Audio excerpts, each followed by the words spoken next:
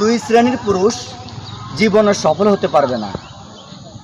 প্রথম শ্রেণীর পুরুষ হচ্ছে তারাই যারা অলসতা নিয়ে চলে, অলস পুরুষ। কারণ অলস পুরুষ জীবনে সফল হতে পারবে না।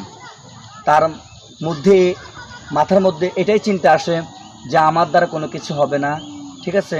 এরপরে সে চেষ্টা করে না, আর সবসময় বিভিন্ন হা হুতাশ নিয়ে চলাফেরা করে। এরপরে খেলাধুলায় মগ্ন থাকে, এদিক সেদিক ঘোরাফেরা করে, একদিন কাজ করলে 10 দিন বসে থাকে। এ ধরনের অলস পুরুষ জীবনে সফল হতে পারবে না। দ্বিতীয় শ্রেণীর পুরুষ হচ্ছে তারাই যাদের চরিত্রের মধ্যে সমস্যা আছে।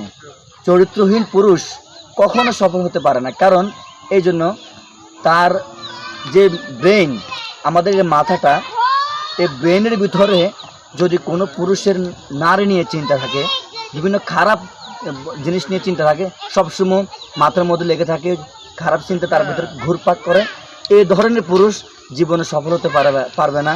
কারণ তার মাথার মধ্যে এইটাই থাকে যে অমুক মেয়ের সাথে সে চ্যাটিং করবে, অমুক মেয়ের সাথে কথা বলবে, অমুক মেয়ের সাথে প্রেম করবে, অমুক মেয়ের সাথে পরকীয়া করবে, অমুক মেয়ের সাথে কথা বলবে, কোন সময় কোন মেয়েটার পটাতে হবে, এইটা নিয়ে তার চিন্তা। যার কারণে তার মাইন্ডে এগুলো থাকার কারণে সে যে একটা ভালো কাজ করবে, এটা ওই যে আগ্রহটা, ওই যে ফিলিংসটা, এইটা ওইটার কারণে চলে যায়। যার কারণে সে সফল হতে পারে না।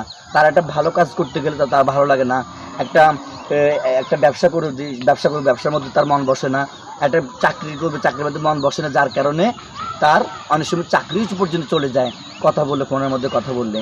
দেখা গেছে ব্যবসা করতে গেলেও, ব্যবসা করতেছে, ব্যবসা আছে, তারপরও তার ব্রেনের ভিতরে খারাপ কুচিন্তা, বাজে চিন্তা। যার কারণে অনেক সময় দেখা গেছে অপকর্ম করতে গিয়ে ধরা খায়। অনেক সময় অপকর্ম করতে গিয়ে দেখা গেছে বিভিন্ন ধরনের সমস্যা সৃষ্টি হয়, সবার কাছে কালারিং হয়।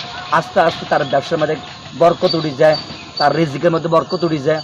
আল্লাহর পক্ষ থেকে তার রিজিকটা আস্তে আস্তে বিনষ্ট হতে থাকে। এই জন্য দুই শ্রেণীর পুরুষ জীবনে উন্নতি করতে পারবে না, সফল হতে পারবে না। 1 নম্বর হচ্ছে অলস পুরুষ, দ্বিতীয় নম্বর পুরুষ হচ্ছে চরিত্রহীন পুরুষ। প্রিয় দর্শক, নতুন দর্শক হলে চ্যানেলটি সাবস্ক্রাইব করবেন, লাইক করবেন, কমেন্টে আপনার মূল্যবান মতামত জানিয়ে দেবেন। আল্লাহ হাফেজ।